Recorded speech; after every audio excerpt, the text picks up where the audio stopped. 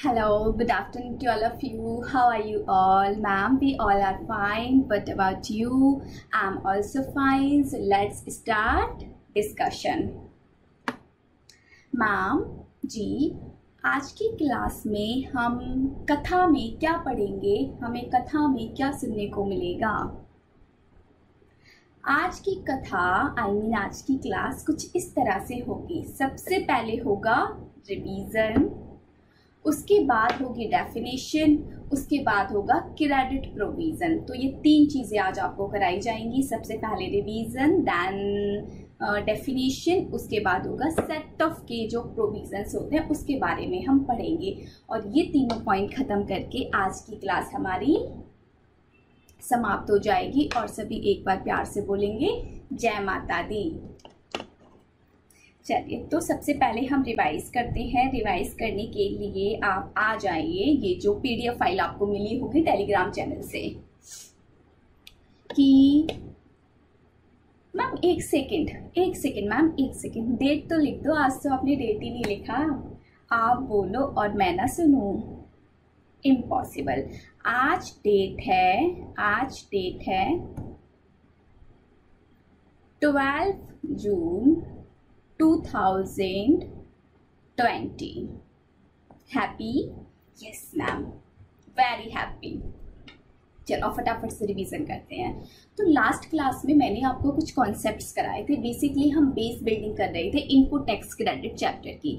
जो बच्चा आज की क्लास कर रहा है, जिसने कल की क्लास नहीं की, आई एम रिक्वेस्टिंग कि आप जाइए पहले कल वाली क्लास कीजिए। कल वाली क्लास भी यूट्यूब चैनल पर है, उसके बाद ही सेकेंड क्लास आपको समझ आएगी, अदरवाइज आपको कुछ नहीं समझ आएगा। चलिए, तो सबसे पहले हमने सीखा था कि एक जो पर्सन होता है, टैक्सेबल पर्सन, जो कि जीएसटी में रजिस्टर्ड होता है, वो क्या करता है? परचेज करता है। वो परचेज करता है। परचेज को जीएसटी की दुनिया में क्या बोला जाता है? इनवर्ड।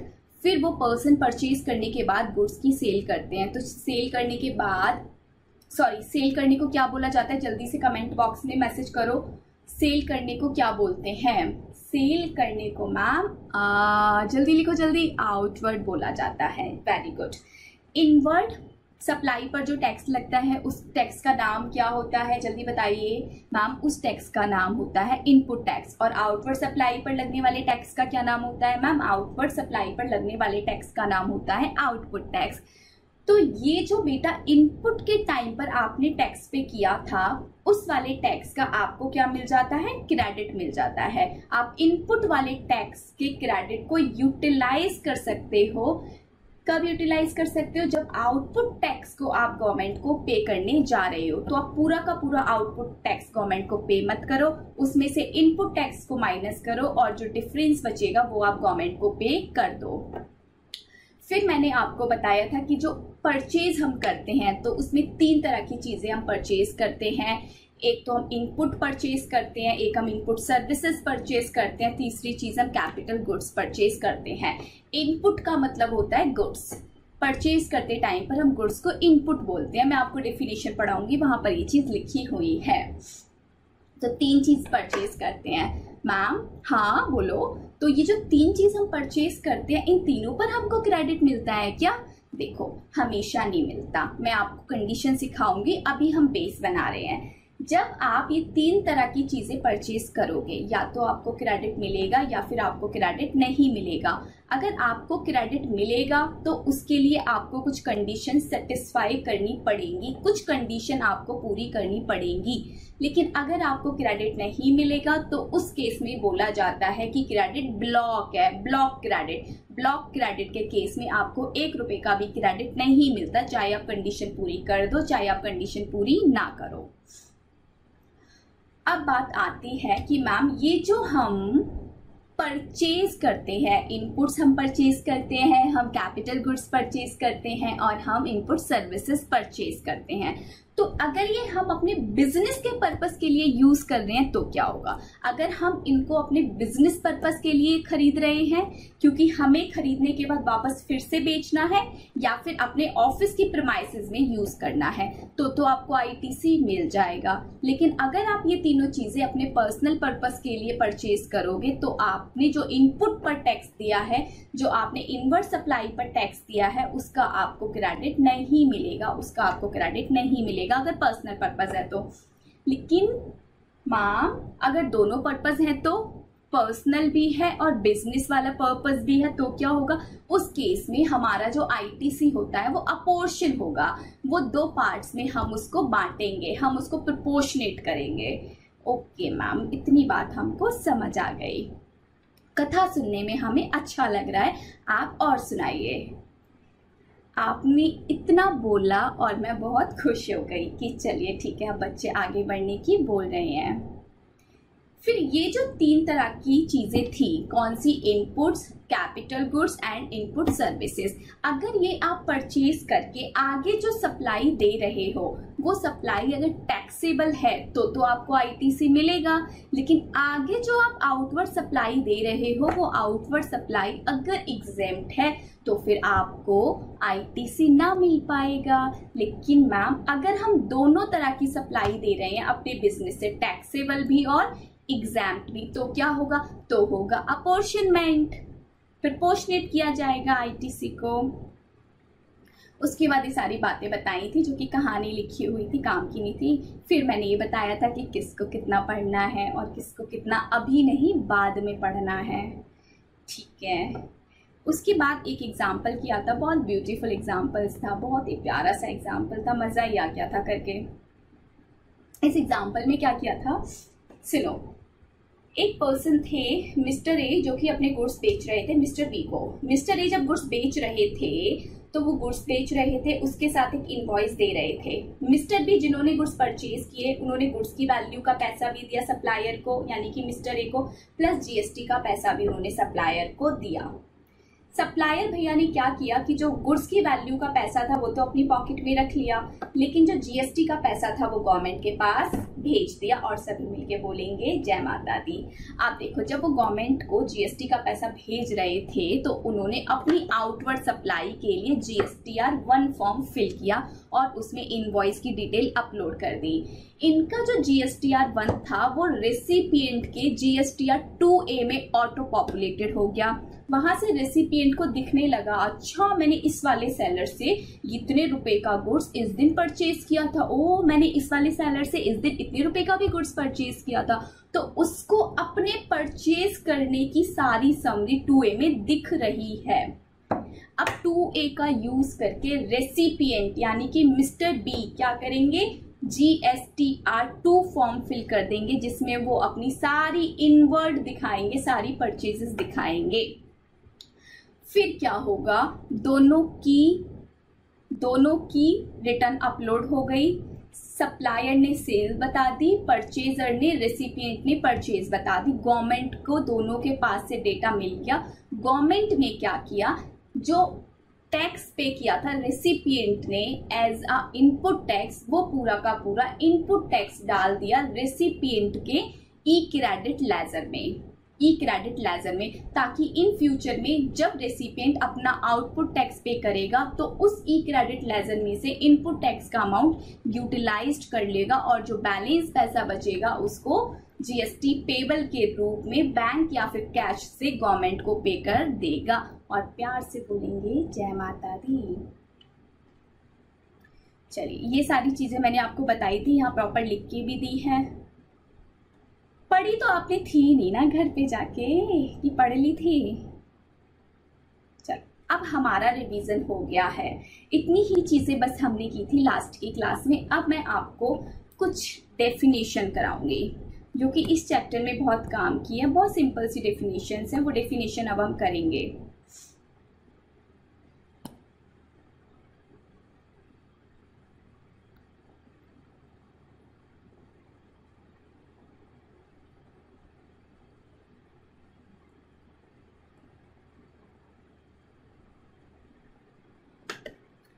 इनपुट टैक्स क्रेडिट है चैप्टर का नाम, बहुत ही इंपॉर्टेंट है चैप्टर हमारे एग्जाम के लिए। इसमें है कुछ रेलेवेंट डेफिनेशन। तो सबसे पहले जो डेफिनेशन है वो है इनपुट की, इनपुट का मतलब तो आप सबको अब मैंने बताया है कि जो भी आप गुड्स अपने बिजनेस के लिए परचेज करते हो other than capital goods, capital goods क्या होते हैं? परचेज किया और बिजनेस में इंस्टॉल कर दिया, बिजनेस में उनको यूटिलाइज किया जा रहा है। लेकिन जो अदर देन कैपिटल गुड्स होते हैं वो हम परचेज करते हैं, क्योंकि इसलिए परचेज करते हैं क्योंकि हमें अपने कस्टमर को वो गुड्स बेचने होते हैं। तो जीएसटी के अंदर परचेज वाले गुड्स को आप गुड्स नहीं बोलोगे, इनपुट्स बोलोगे। ये लिखा है सेक्शन नंबर 2 सबसेक्शन 59 में। जब भी मैं आपको डेफिनेशन पढ़ाऊंगी सभी डेफिनेशन का सेक्शन नंबर 2 ही होगा। सब सेक्शन चेंज होते रहेंगे लेकिन सेक्शन कॉमन रहेगा, क्योंकि जीएसटी एक्ट में डेफिनेशन का एक ही सेक्शन है, सेक्शन नंबर 2, और सारी डेफिनेशन इस सेक्शन नंबर 2 में डिफाइन कर रखी है। इनपुट का क्या मतलब होता है? It means any goods other than capital goods used or intended to be used by a supplier in the course or furtherance of business. या तो आप बिजनेस में यूज कर रहे हो या फिर बिजनेस के रिलेशन में यूज कर रहे हो, बट पर्सनल पर्पस के लिए यूज नहीं कर रहे हो। और प्यार से बोलेंगे जय माता दी। अब बात आती है इनपुट सर्विसेज की। आप सबको पता है कि जो गुड्स नहीं है और जो कैपिटल गुड्स भी नहीं होगा, सर्विसेज है। सर्विसेज क्या होती है वो मैंने सर्विस और गुड्स की डेफिनेशन में पढ़ाया था, सेम चीज यहाँ पर लिखी है।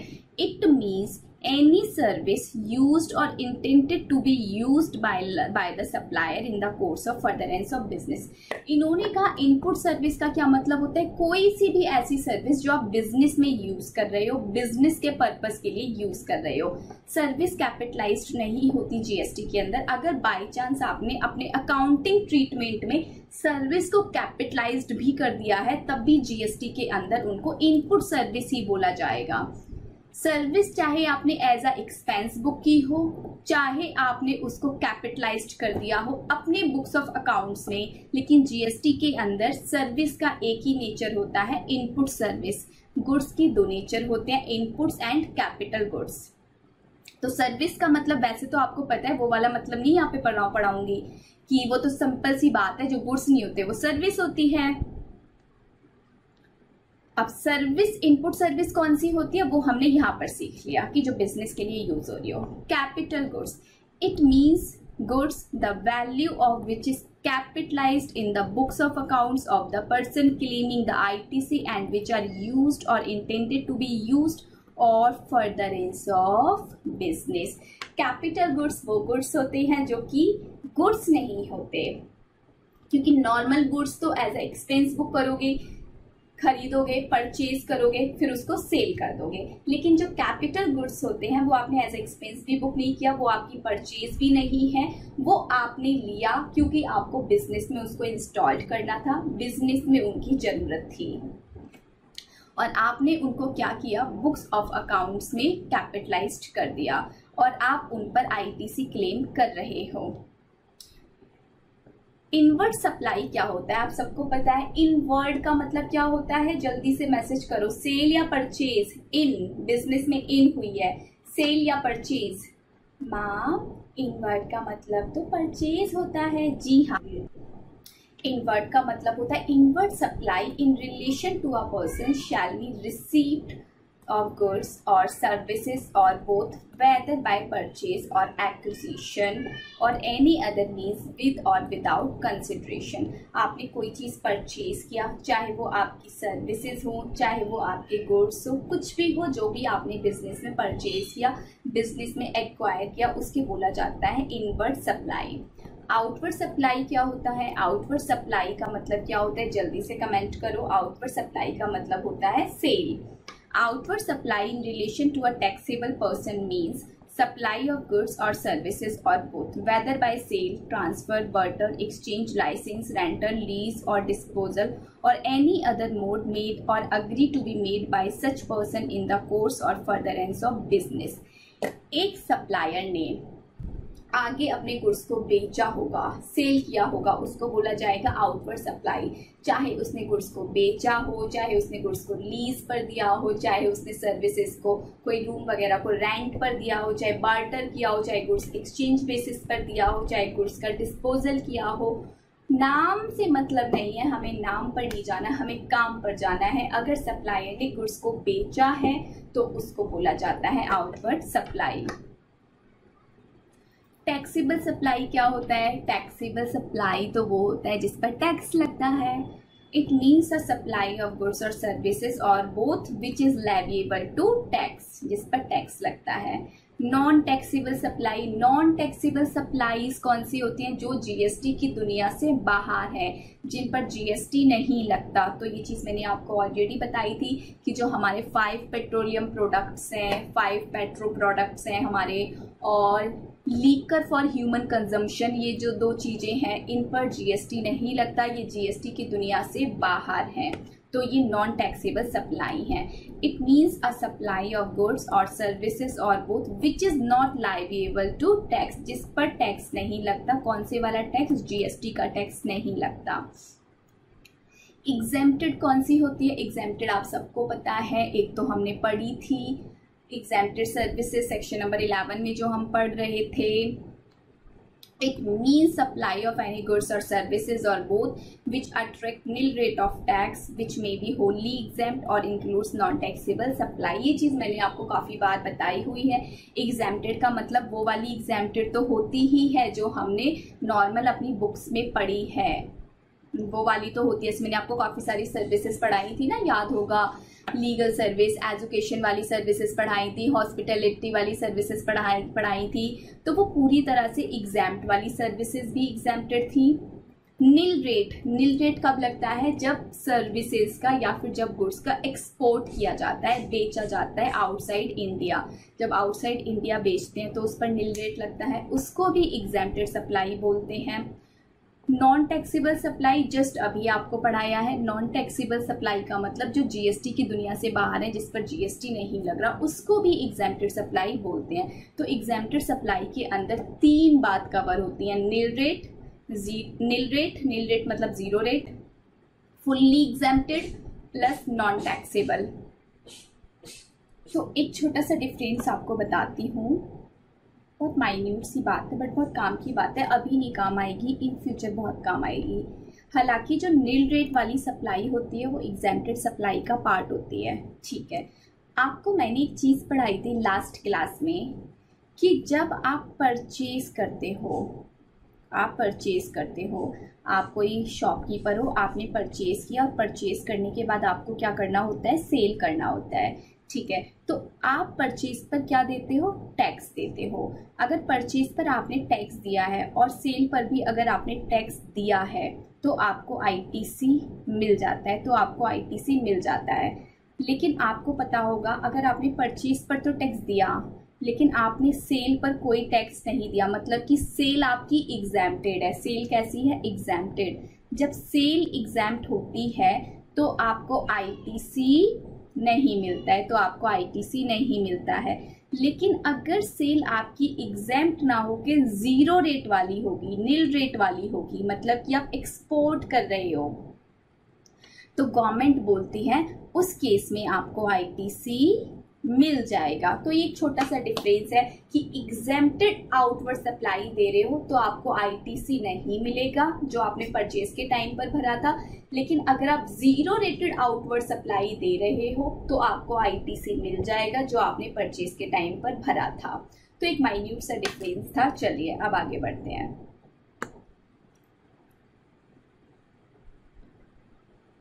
आउटपुट टैक्स क्या होता है? आउटपुट टैक्स आप सबको पता है, सेल पर आउटवर्ड सप्लाई पर लगने वाले टैक्स को बोला जाता है output tax. Output tax in relation to a taxable person means the tax chargeable under this act on taxable supply of goods and services or both made by him or by his agent but exclude tax payable by him on reverse charge basis। कोई भी tax आप पे कर रहे हो, कब पे कर रहे हो? जब आपने गुड्स की क्या की है? सप्लाई की है। जब आपने गुड्स को सेल किया है, आपने सेल किया है या फिर आपके बिहाफ पर आपके एजेंट ने सेल किया है, तो उसको हम क्या बोलेंगे? आउटपुट टैक्स बोलेंगे। लेकिन अगर आपने कोई रिवर्स चार्ज के अंदर आके कोई टैक्स भरा, रिवर्स चार्ज के अंदर आके आपने टैक्स भरा एज अ रेसिपिएंट, तो अगर आप as a recipient reverse charge पे टैक्स भर रहे हो तो वो टैक्स आपका आउटपुट टैक्स नहीं माना जाएगा। कैसे? देखो, समझो इस बात को। आप हो ठीक है, आप हो एक पर्सन, टैक्सेबल पर्सन, आप अपने गुड्स को सेल करते हो, आप अपने गुड्स को सेल करते हो, तो सेल पर जो आपके टैक्स होंगे उन सब टैक्स को क्या बोला जाएगा? Output tax. ठीक है, ये टैक्स क्या बोला जाएंगे? Output tax. लेकिन आपने कहीं से कुछ परचेज किया, परचेज आपने किया और आपके ऊपर आरसीएम लग गया। जब आरसीएम लग जाता है तो फिर रेसिपिएंट को टैक्स भरना पड़ जाता है। तो ये जो tax recipient, in the category of recipient आपने भरा, तो ये टैक्स परचेज के ऊपर का टैक्स नहीं माना जाएगा, सॉरी ये टैक्स सेल का टैक्स नहीं माना जाएगा। तो वो तो ऑब्वियस सी बात है, ये तो परचेज का टैक्स है, इसको तो हम आउटपुट के टैक्स में वैसे ही इंक्लूड नहीं करेंगे।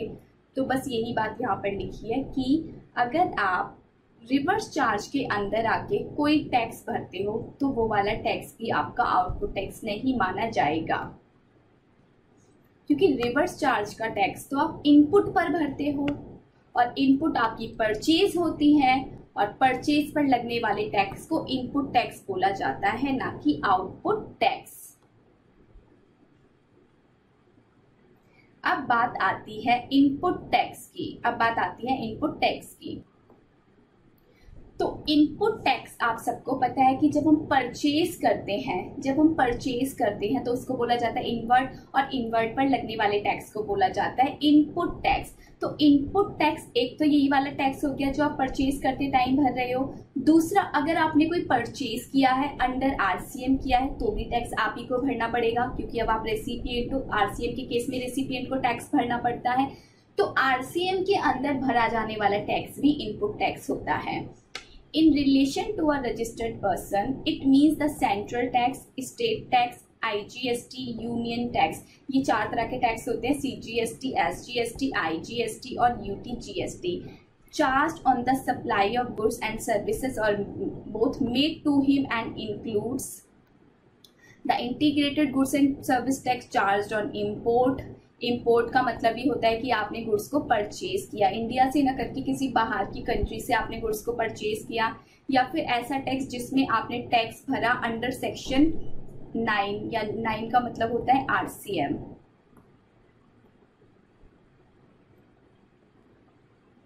सो परचेज पर लगने वाला टैक्स, चाहे वो आपने नॉर्मल परचेज की हो, चाहे अंडर इम्पोर्ट आपने परचेज किया हो, चाहे आप परचेज पर अंडर आरसीएम टैक्स भर रहे हो, चाहे वो आरसीएम सीजीएसटी एक्ट वाला हो, चाहे वो आरसीएम आईजीएसटी एक्ट वाला हो, चाहे आप आरसीएम में टैक्स अंडर एसजीएसटी एक्ट में भर रहे हो, चाहे आप आरसीएम के अंडर में यूटीजीएसटी टैक्स भर रहे हो, कोई सा भी टैक्स हो जो कि आप परचेज पर दे रहे हो, कोई सा भी टैक्स जो कि आप परचेज पर दे रहे हो, वो सभी टैक्स आपके बोले जाएंगे, वो सभी टैक्स आपके क्या बोले जाएंगे? Input tax. But does not include the tax under composition scheme. Composition scheme में जो आप टैक्स भरोगे वो टैक्स आपके इनपुट टैक्स नहीं बोले जाएंगे, क्योंकि कंपोजिशन स्कीम में आप सबको पता है कि आप क्या करते हो, खुद की पॉकेट से टैक्स भरते हो। वहाँ पर आप इनवॉइस नहीं बनाते, वहाँ पर आप टैक्स का पैसा अपने रेसिपिएंट से चार्ज नहीं करते। अगर आपने 1000 रुपये की सप्लाई की तो 1000 रुपये पर 1% से आप खुद ही जीएसटी का पैसा गवर्नमेंट को अपनी पॉकेट से भेज देते हो, तो वो आउटपुट टैक्स होता है। आप सेल कर रहे हो, लेकिन सेल का पैसा आप रेसिपिएंट से ले रहे हो, बट उस सेल पर जीएसटी का पैसा आप रेसिपिएंट से नहीं ले रहे हो, आप अपनी पॉकेट से टैक्स गवर्नमेंट को भर रहे हो। तो कंपोजिशन स्कीम वाले टैक्स को हम इनपुट टैक्स नहीं बोलेंगे। ये मैम हमको ऑलरेडी पता था, क्योंकि कंपोजिशन स्कीम में जब पर्सन सेल करता है, कंपोजिशन डीलर जो होता है वो सेल करता है, तो अपनी सेल पर टैक्स भरता है, उसको इनपुट टैक्स हम नहीं बोलेंगे।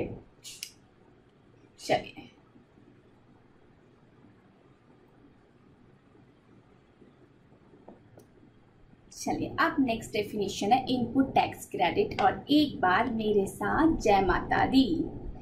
इनपुट टैक्स क्रेडिट क्या होता है आप सबको पता है। अब तो देखो, जो फर्स्ट क्लास हमने की थी, लास्ट क्लास जो हमने की थी, उसमें हमने इतना कुछ डिटेल में पढ़ा कि अब हमको डेफिनेशन में टाइम नहीं लगाना पड़ रहा, डेफिनेशन हमारी खुद ही कवर होती चली जा रही है, क्योंकि हर वर्ड का मतलब मैंने वहाँ पर आपको विद एग्जाम्पल सिखाया था, तभी तो आप डेफिनेशन इतना फास्ट कर पा रहे हो। Input tax credit input tax credit क्या होता है, जो आपका इनपुट टैक्स होता है, जो परचेज के टाइम पर जो टैक्स दिया होता है उस टैक्स का आपको क्या मिल जाता है, क्रेडिट मिल जाता है।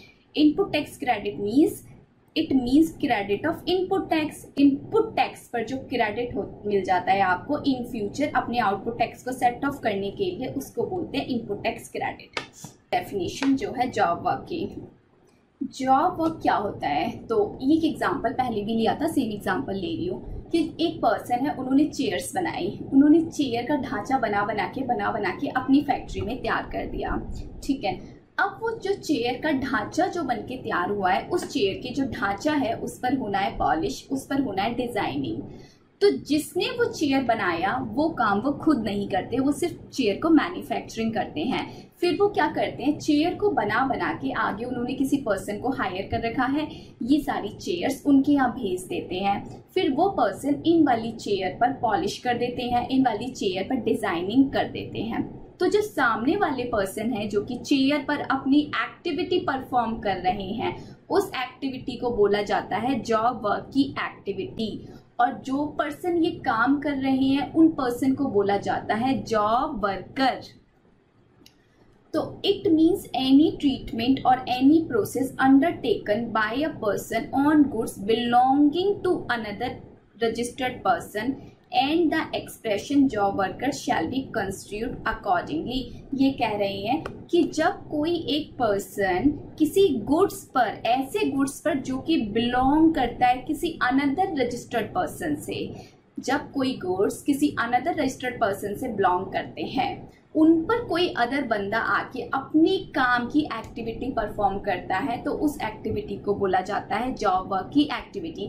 हमारे वाले एग्जाम्पल में चेयर किसी और से बिलोंग करती थी, लेकिन चेयर पर पॉलिश करने का काम किसी और ने किया था, तो जिसने चेयर पॉलिश की थी उसको बोला जाएगा जॉब वर्कर, और चेयर पॉलिश करने की जो एक्टिविटी थी उसको बोला जाएगा जॉब वर्क की एक्टिविटी।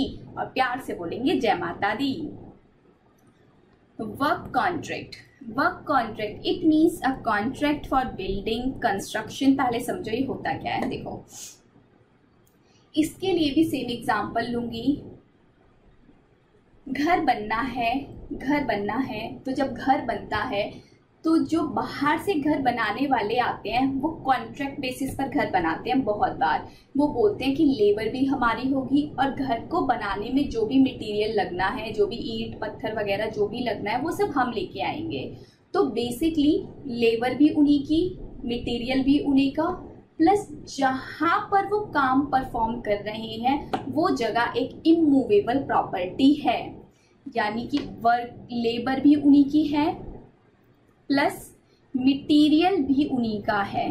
ये दोनों काम उन्हीं ने किए, और जहां पर उन्होंने ये काम परफॉर्म किया उसके बाद जो रिजल्टेंट प्रॉपर्टी थी वो क्या थी, इमूवेबल प्रॉपर्टी। अगर घर में वाइट वॉश कराना है तो जो वाइट वॉशर्स होते हैं, जो पेंटर्स वगैरह होते हैं, वो घर में वाइट वॉश करने आते हैं, वो खुद वाइट वॉश के लिए जो वाइट वॉश का जो पेंट वगैरह आता है वो अपने साथ लेके आते हैं, खुद ही वो घर में आके वाइट वॉश करते हैं। तो देखो वो अपना लेबर वाला एक्टिविटी भी कर रहे हैं प्लस मटेरियल भी वो खुद ही लाए हैं, और जहां पर वो ये एक्टिविटी परफॉर्म कर रहे हैं वो घर एक इमूवेबल प्रॉपर्टी है। तो तीन चीजें आपको देखनी होंगी, लेबर प्लस मटेरियल प्लस जो रिजल्टेंट प्रॉपर्टी है, मतलब कि जिस पर काम परफॉर्म किया जा रहा हो वो हो एक इमूवेबल प्रॉपर्टी। तो जहां पर ये तीनों कीवर्ड्स आपके लग जाएंगे उसको हम बोलेंगे कि ये वर्क कॉन्ट्रैक्ट है, ये वर्क कॉन्ट्रैक्ट है। It means a contract for building, construction, fabrication, completion, erection, installation, fitting out, improvement, modification, repair, maintenance, renovation, alteration, commission of any immovable property wherein transfer of property in goods, whether as a goods or in some other form, is involved in the execution of such contract. ये देखो सारे keywords आ गए यहाँ पर।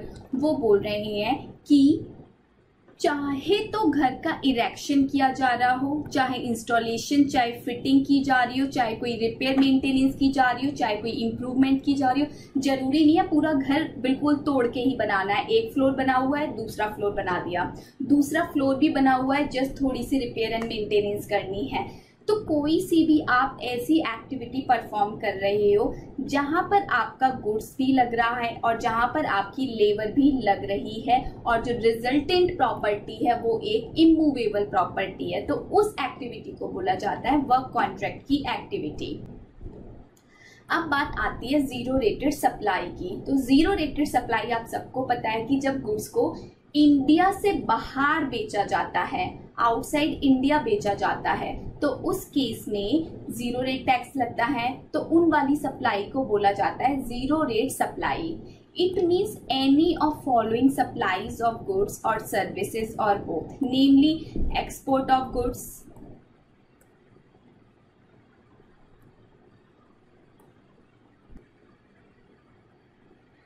अब बात आती है जीरो रेटेड सप्लाई की। जीरो रेटेड सप्लाई आप सबको पता है, जब आप गुड्स को एक्सपोर्ट करते हो, इंडिया से गुड्स आउटसाइड इंडिया में बेचते हो, तो उस केस में जीरो रेटेड टैक्स लगता है। तो जीरो रेट टैक्स लगने की वजह से उन सप्लाई को बोला जाता है zero rated supply.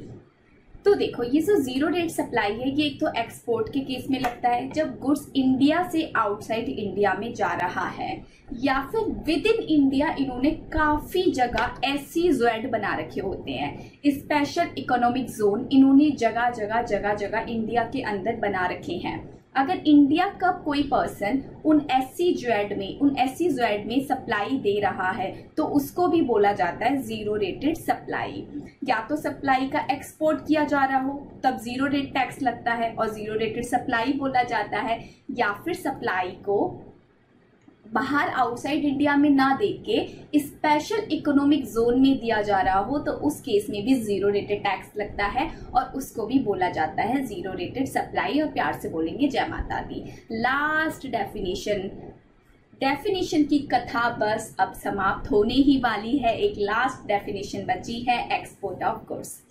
Export of goods का मतलब क्या होता है? Means taking goods out of India to a place outside India. India से गुड्स आउटसाइड इंडिया में लेके जाना, इंडिया से गुड्स इंडिया के बाहर लेके जाना, इस बात को बोला जाता है एक्सपोर्ट ऑफ गुड्स। चलो, आई होप अब ये सारी डेफिनेशन आपको समझ आई होंगी। ये सब डेफिनेशन अब आपको अच्छे से समझ आ गई होंगी। हालांकि ऐसा कोई बड़ी चीज इन डेफिनेशन में नहीं थी।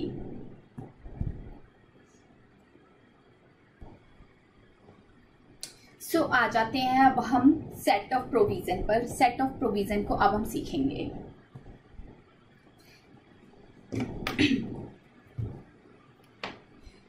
अब हम आ जाते हैं अपना next topic set of provision पर, जो कि आपको सिखाना है। जैसे ही आपको ये सेट ऑफ प्रोविजन का टॉपिक मैं सिखा दूंगी, उसके बाद आप इतने एलिजिबल हो जाओगे कि मैं फिर आपको ITC के चैप्टर को पढ़ाने में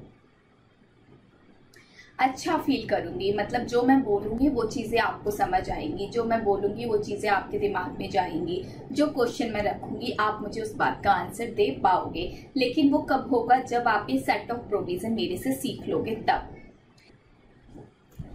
इसको सीख के हमारा बेस बिल्कुल क्लियर हो जाएगा। उसके बाद हम अपने सेक्शन की ओर मूव कर जाएंगे। चलिए अब हम आगे बढ़ते हैं।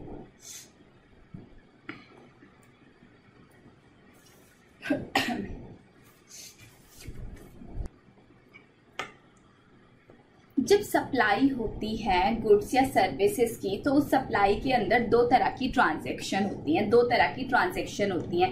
या तो ट्रांजैक्शन होती है इंटर स्टेट या फिर ट्रांजैक्शन होती है intra state.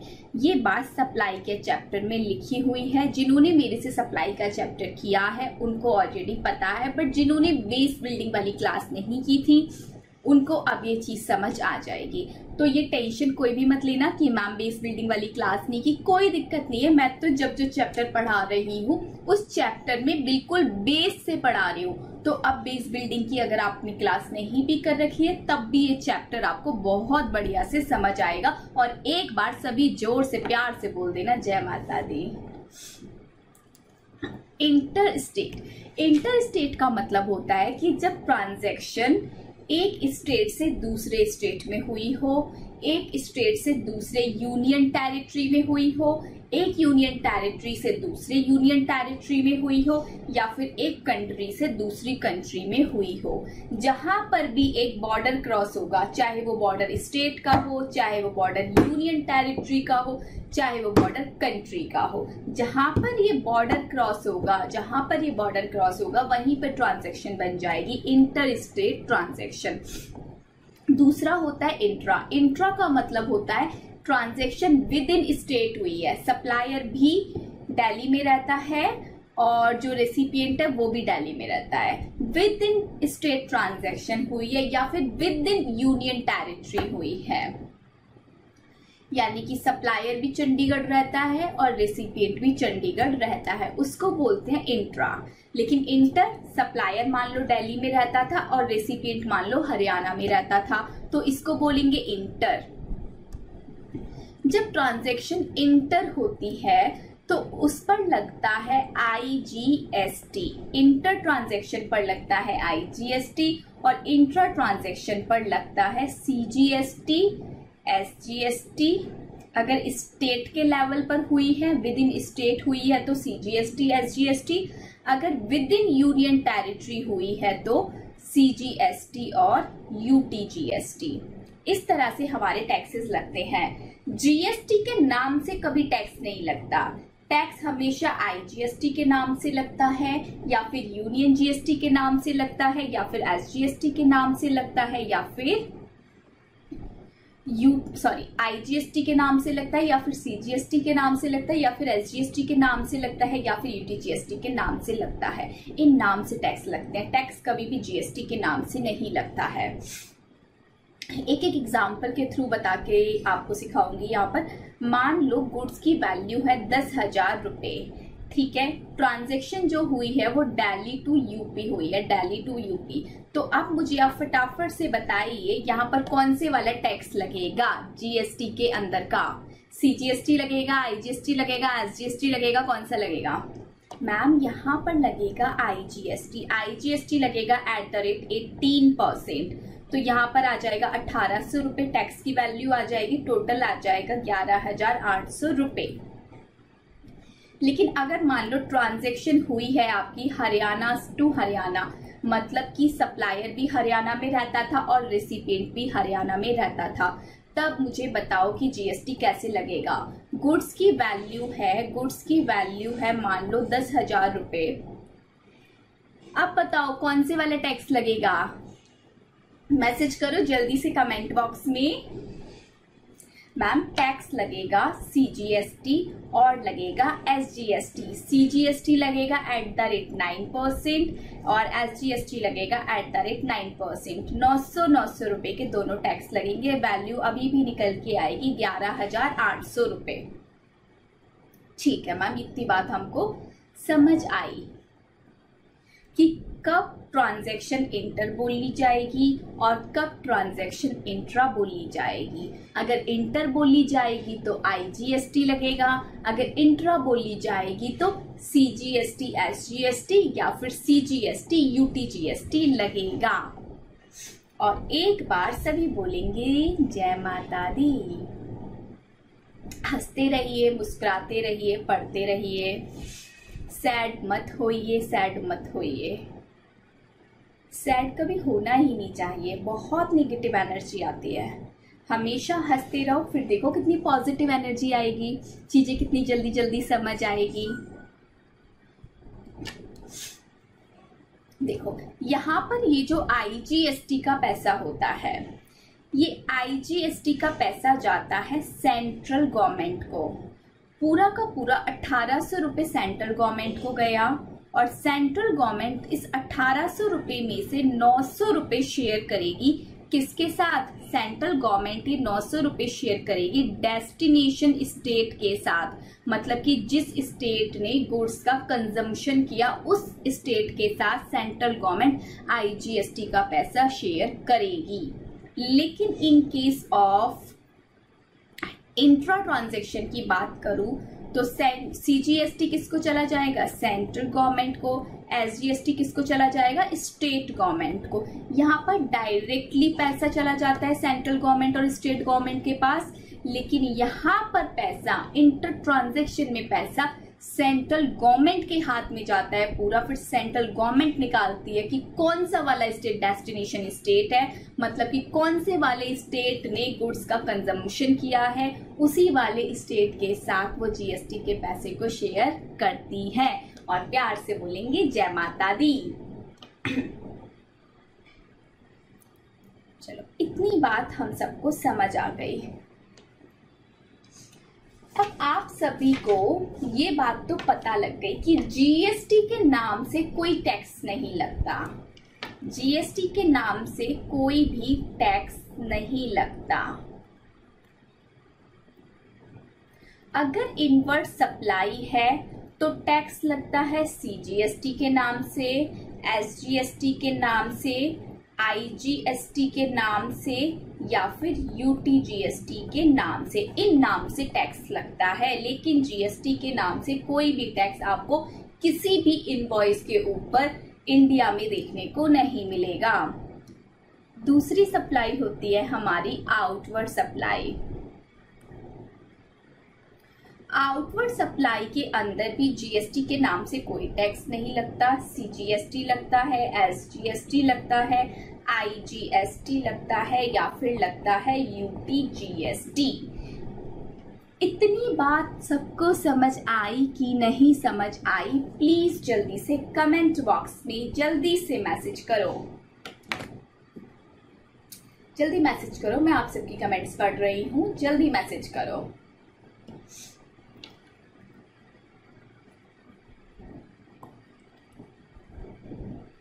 Now time is over. Now time is over. अब आ जाइए, जो नोट्स हैं पहले उसमें इतना दिखा दूं ताकि आपको वो भी पढ़ना आना चाहिए ना।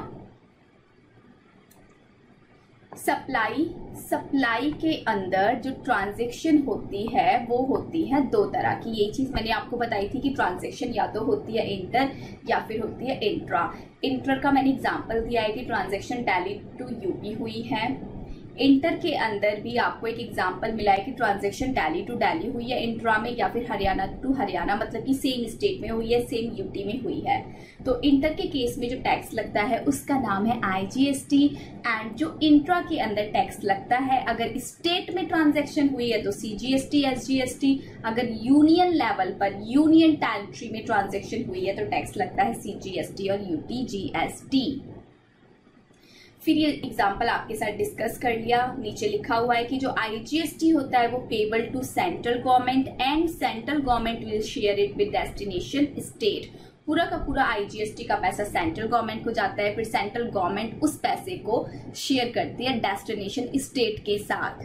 डेस्टिनेशन स्टेट वो स्टेट होता है जिस स्टेट में रेसिपिएंट रहता है, वो वाला रेसिपिएंट रहता है जिसने गुड्स का कंजम्पशन किया है। एग्जाम्पल ये वाला एग्जाम्पल इंट्रा का है। इंट्रा का एग्जाम्पल भी मैंने आपसे डिस्कस कर लिया। आपको भी पता है CGST payable to central government, SGST payable to state government. फिर इनवर्ड सप्लाई पर ये 4 टैक्स लगते हैं। GST के ये 4 नाम होते हैं। आउटवर्ड सप्लाई पर भी सेम यही वाले 4 टैक्स लगते हैं। ठीक है मैम, इतनी बात हम सबको समझ आ गई। जब बात समझ आ गई है तो भगवान का नाम एक बार ले लेना चाहिए और सभी एक बार बोलेंगे जय माता दी। आप देखो ये बात समझ आ गई ना, आगे की तो बहुत आराम से आपको बहुत इजीली समझ आएगी, बहुत इजीली। मैंने आपको सिखाया था कि जो परचेज पर आप टैक्स पे करते हो, अपनी इनवर्ड पर जो आप टैक्स पे करते हो उस टैक्स को बोलते हैं इनपुट टैक्स। और ये जो इनपुट टैक्स होते हैं इन सभी टैक्सेस का आपको क्या मिल जाता है? क्रेडिट मिल जाता है। इन सब टैक्सेस का आप क्रेडिट तब लेते हो जब आउटवर्ड सप्लाई पर आप टैक्सेस को पे करते हो। तो आउटवर्ड सप्लाई पर जब आप अपने टैक्सेस कंप्यूट करते हो तो उनमें से ये वाले क्रेडिट को माइनस कर देते हो और जो भी डिफरेंस होता है वो आप गवर्नमेंट को पे कर देते हो। तो बात आती है, क्या हम इस वाले टैक्स से ये वाला टैक्स सेट ऑफ कर पाएंगे, इस वाले से ये वाला सेट ऑफ कर पाएंगे, क्या इस वाले से ये वाला सेट ऑफ कर पाएंगे। हालांकि मैंने स्टार्टिंग में क्या बताया कि जीएसटी से जीएसटी सेट ऑफ कर दो, लेकिन जीएसटी के नाम से तो कोई टैक्स नहीं लगता, टैक्स तो सीजीएसटी के नाम से लगता है, टैक्स तो एसजीएसटी के नाम से लगता है, टैक्स तो आईजीएसटी के नाम से लगता है और टैक्स तो यूटीजीएसटी के नाम से लगता है। तो कौन से वाला टैक्स कौन से वाले के लिए यूटिलाइज्ड किया जाएगा, कौन से वाला टैक्स कौन से वाले के लिए यूटिलाइज्ड किया जाएगा। क्या सीजीएसटी वाला टैक्स, सीजीएसटी इनपुट वाला टैक्स सीजीएसटी आउटपुट वाले टैक्स के लिए यूज किया जा सकता है। क्या सीजीएसटी वाला टैक्स एसजीएसटी वाले टैक्स के लिए यूज किया जा सकता है। क्या सीजीएसटी वाला आईजीएसटी के लिए यूज किया जा सकता है। क्या सीजीएसटी वाला यूटीजीएसटी के लिए यूज किया जा सकता है। सिमिलरली एसजीएसटी वाला भी इन सब के लिए यूज होगा या नहीं, आईजीएसटी वाला इन सब के लिए यूज होगा या नहीं, और यूटीजीएसटी वाला भी इन सब के लिए यूज होगा या नहीं, ये हमको सीखना है। तो बात सिर्फ इतनी सी है कि कौन से वाला टैक्स कौन से वाले टैक्स से सेट ऑफ मारा जाए, सेट ऑफ किया जाए, इसको बोलते हैं मैनर ऑफ यूटिलाइजेशन, कि किस मैनर में कौन से वाला टैक्स कौन से वाले टैक्स के रिस्पेक्ट में यूज किया जाए, इसको बोला जाता है मैनर ऑफ यूटिलाइजेशन। ठीक है, इसको बोलते हैं मैनर ऑफ यूटिलाइजेशन। दिमाग में बिठा लेना, एक कीवर्ड अभी आगे और आएगा, वो आगे बताऊंगी, बट अभी दिमाग में बिठा लो। मैनर ऑफ यूटिलाइजेशन का मतलब होता है क्या हम सीजीएसटी को सीजीएसटी के लिए यूज करें, क्या हम सीजीएसटी को एसजीएसटी के लिए यूज करें, क्या हम सीजीएसटी को आईजीएसटी के लिए यूज करें। ये सारी बातों के क्वेश्चन हमको मिलते हैं मैनर ऑफ यूटिलाइजेशन में। सिर्फ एक बार बोलूंगी और आपके माइंड में देखना एकदम मजे से बात फिट हो जाएगी, एकदम मजे से बात फिट हो जाएगी। मैम ने बोला और बच्चों को ना समझ आए एक बार में तो बता देना मेरे को, एक ही बार में समझ आएगा। देखो ध्यान से सुनना, सारे टैक्सेस सभी टैक्सेस के लिए यूटिलाइज्ड हो जाएंगे, सारे टैक्सेस सभी टैक्सेस के लिए आपस में यूटिलाइज्ड हो जाएंगे, एक्सेप्ट सेंट्रल स्टेट के लिए यूज नहीं होगा और स्टेट सेंट्रल के लिए यूज नहीं होगा। बस इतनी सी बात है कि सेंट्रल वाला आप स्टेट के लिए यूज मत करो और स्टेट वाले से सेंट्रल वाला यूज मत करो। बस बाकी कोई सा भी किसी के लिए कभी भी यूज करो, कोई टेंशन वाली बात नहीं है। पहली बात समझ आई कि सेंट्रल वाला स्टेट के लिए यूज नहीं होगा और स्टेट वाला सेंट्रल के लिए यूज नहीं होगा। अब दूसरी बात सुनो, यूटीजीएसटी का वो ही ट्रीटमेंट होता है जो एसजीएसटी का होता है। मैंने आपको एक बात बताई थी कि स्टेट वाला टैक्स और यूनियन टेरिटरी वाला टैक्स का एक्ट दोनों एक जैसे हैं, दोनों बिल्कुल एक जैसे हैं, वर्ड टू वर्ड एक जैसे हैं। तो जो ट्रीटमेंट स्टेट का होगा वही ट्रीटमेंट यूनियन टेरिटरी का होगा। इसका मतलब सेंट्रल ना तो स्टेट के लिए आप यूज करोगे ना ही यूनियन टेरिटरी वाले टैक्स के लिए यूज करोगे, और स्टेट वाला टैक्स ना तो आप सेंट्रल वाले टैक्स के लिए यूज करोगे और ना ही आप, एक सेकेंड इसको क्लीन सा डायग्राम बना के लिख देती हूँ, क्लीन सा, ताकि आपको समझ आए। सेंट्रल वाला स्टेट के लिए यूज नहीं होगा और स्टेट वाला सेंट्रल के लिए यूज नहीं होगा। तो जहां जहां पर स्टेट लिखा है वहां पर यूनियन और लिख लो, क्योंकि दोनों का सेम ट्रीटमेंट होता है। तो सेंट्रल वाला ना तो स्टेट के लिए यूज होगा ना ही यूनियन टेरिटरी के लिए यूज होगा। सिमिलरली स्टेट वाला और यूनियन टेरिटरी वाला सेंट्रल वाले के लिए यूज नहीं होगा। अभी मेरी बात पूरी नहीं हुई है। अब इस डायग्राम को देखो, मैं यहाँ पर फिर से बना रही हूँ CIS CIS। C बोले तो सेंट्रल, I बोले तो IGST, C बोले तो CGST, I बोले तो IGST, S बोले तो SGST। ठीक है, S का जो ट्रीटमेंट होता है वही U का भी होता है, याद रखना। S वाला CGST वाला CGST SGST के लिए यूज नहीं होगा और SGST CGST के लिए यूज नहीं होगा। सिमिलरली CGST UTGST के लिए भी यूज नहीं होगा और UTGST CGST के लिए यूज नहीं होगा। अब आप सभी मेरे को बताएंगे,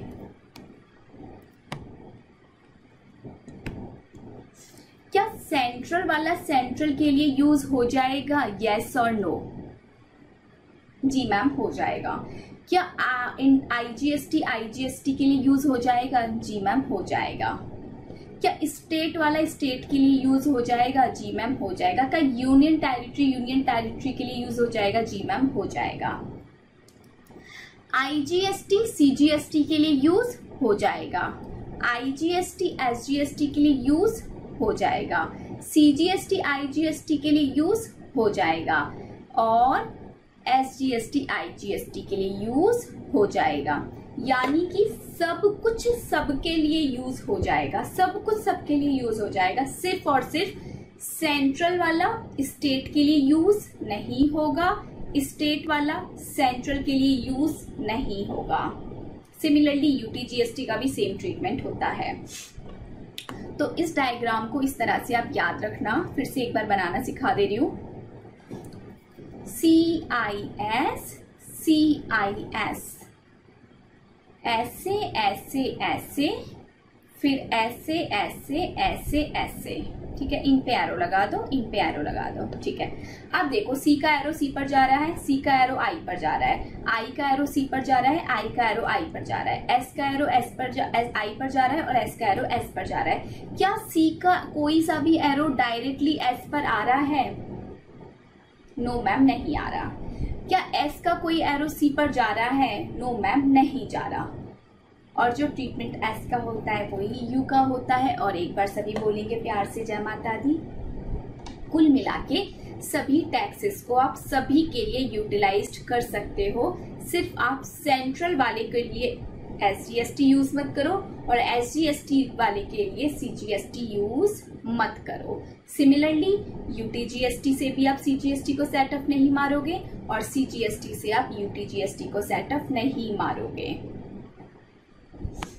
यहाँ पर लिखा भी हुआ है CGST will never utilize for the SGST and SGST will never utilize for the CGST।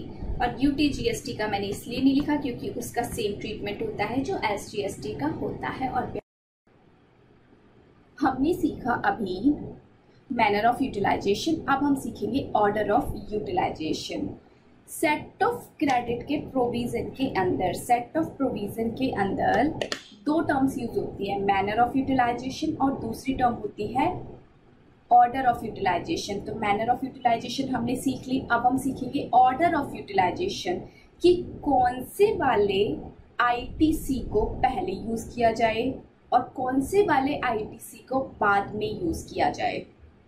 मतलब कि पहले जो इनपुट टैक्सेस आप पर अवेलेबल है 4 तरह के, CGST है आपके पास, IGST है आपके पास, SGST है आपके पास और UTGST है आपके पास। जब आप आउटपुट लायबिलिटी को सेट ऑफ कर रहे हो तो पहले CGST यूज करोगे या फिर पहले IGST यूज करोगे या फिर पहले UTGST यूज करोगे, कौन सा वाला पहले यूज करोगे? तो इसके लिए हमको सीखना होगा ऑर्डर ऑफ यूटिलाइजेशन।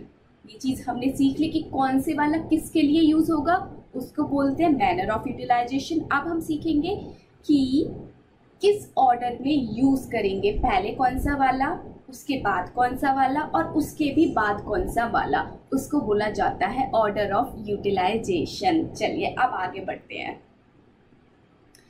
तो यहाँ पर ये पूरा एक डायग्राम सा बना हुआ है, इसमें पूरा लिखा हुआ है अच्छे से कि कब कौन से वाला यूज करेंगे, कैसे करेंगे। लेकिन पहले मैं आपको सिखाऊंगी, उसके बाद इसको आपको पढ़ाऊंगी। मैम आज की कथा में और आप क्या क्या पढ़ाने वाले हो? आज की कथा का ये लास्ट टॉपिक चल रहा है, इसके बाद हमारी कथा आज की यहीं पर समाप्त हो जाएगी। हमारी क्लास अब खत्म होने वाली है, ज़्यादा टाइम नहीं बचा, बस ये लास्ट टॉपिक है, इसको बहुत अच्छे से समझेंगे।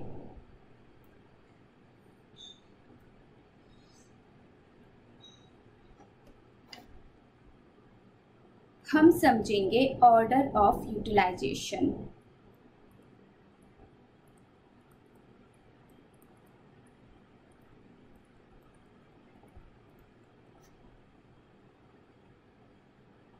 ठीक है, अब हम आगे बढ़ते हैं ऑर्डर ऑफ यूटिलाइजेशन पर। तो होता क्या है, आपके पास जो इनपुट टैक्सेस होते हैं, जो कि इनवर्ट सप्लाई पर लगे होते हैं, वो एक होता है IGST, दूसरा होता है CGST, तीसरा होता है SGST और चौथा होता है UTGST। ये आपके पास टैक्सेस होते हैं। ये हैं आपके सभी इनपुट टैक्सेस जिनका आपको क्या मिलने वाला है, क्रेडिट मिलने वाला है। ये क्रेडिट किसके रिस्पेक्ट में मिलेगा मैम? ये क्रेडिट मिलेगा आउटपुट टैक्सेस के रिस्पेक्ट में। ठीक है, तो इनमें से कौन से वाला आउटपुट टैक्स आप पहले यूज करोगे? इनमें से कौन से वाला आउटपुट टैक्स आप पहले यूज करोगे?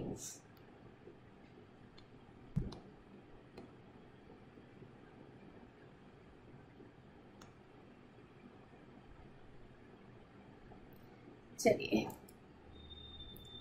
तो लॉ मेकर ने लॉ बनाते टाइम अच्छे से लॉ में फ्रेम किया कि देखो सप्लायर, आपके पास जो IGST पड़ा हुआ है, IGST का जितना भी क्रेडिट है, सबसे पहले आपको अपने IGST का क्रेडिट खत्म करना होगा। आपको अपने IGST का क्रेडिट 0 करना होगा।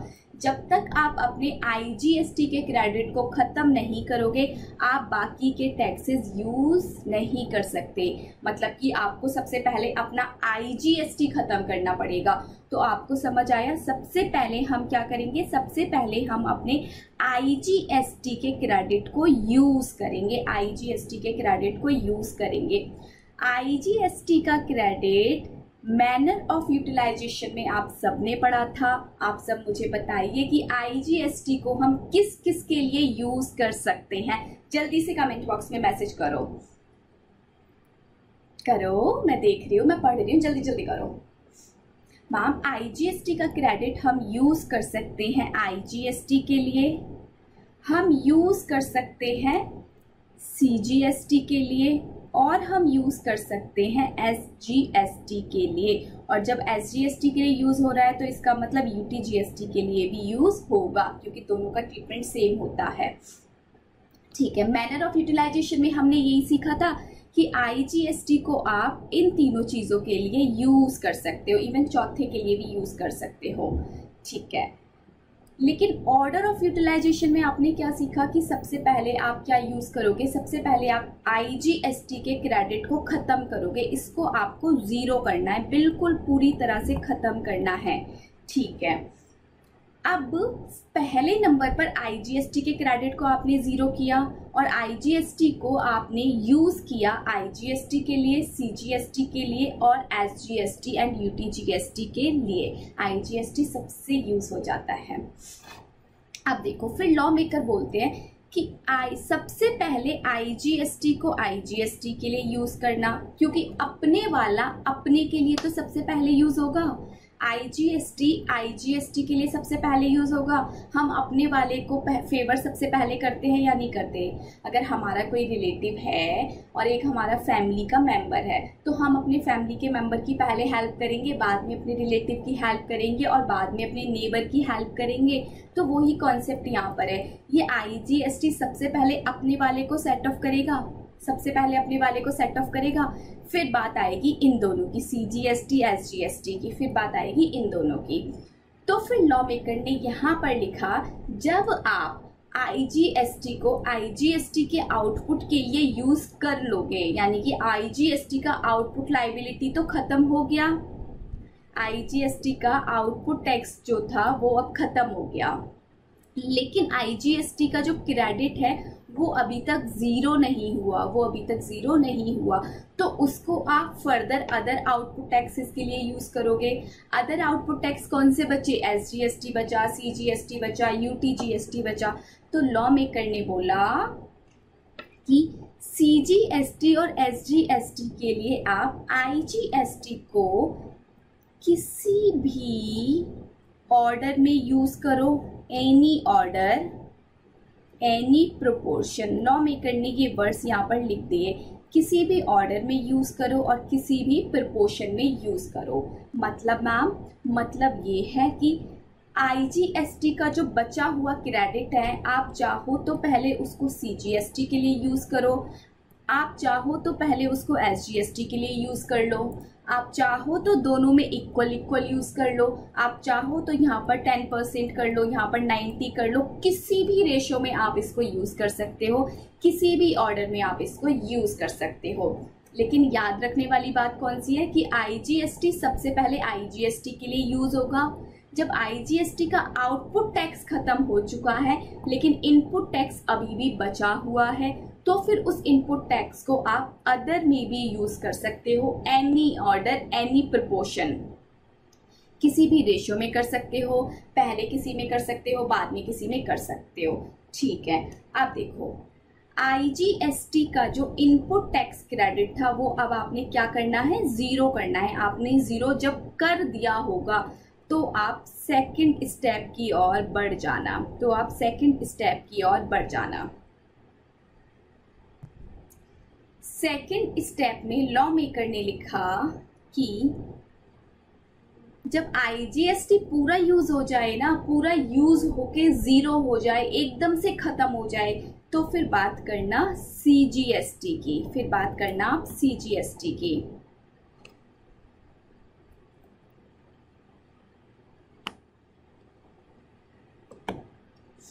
यहां पर लिख देती हूँ इसको।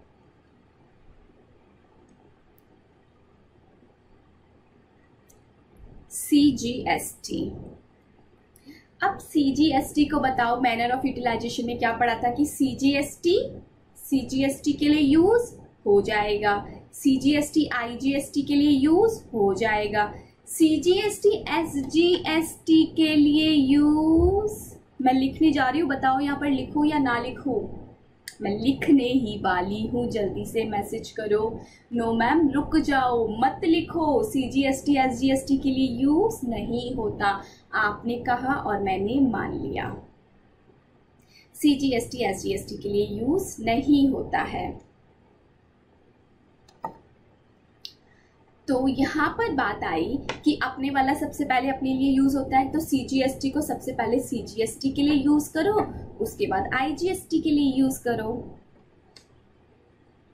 थर्ड स्टेप में लॉ मेकर ने लिखा SGST के यूटिलाइजेशन के बारे में। तो SGST SGST के लिए यूज होगा, SGST IGST के लिए यूज होगा, लेकिन SGST कभी भी CGST के लिए यूज नहीं होगा। तो लॉ मेकर ने बोला SGST सबसे पहले SGST के लिए यूज करो, क्योंकि अपने वाला अपने के लिए सबसे पहले यूज होगा, बाद में बाहर वालों के लिए होगा। तो SGST सबसे पहले SGST के लिए यूज होगा, उसके बाद SGST IGST के लिए यूज होगा।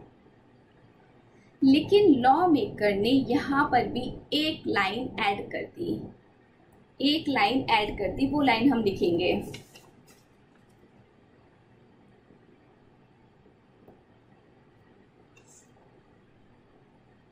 ओनली व्हेन, IGST के नीचे लाइन लिख रही हूँ, only when CGST credit has been fully utilised, only when CGST credit has been fully utilised. SGST को आप IGST के लिए यूज तो करोगे, लेकिन तब यूज करोगे जब CGST का ITC पूरी तरह से ज़ीरो हो चुका होगा। CGST का ITC जब ज़ीरो हो जाएगा तब ही आप SGST को IGST के लिए यूज करोगे।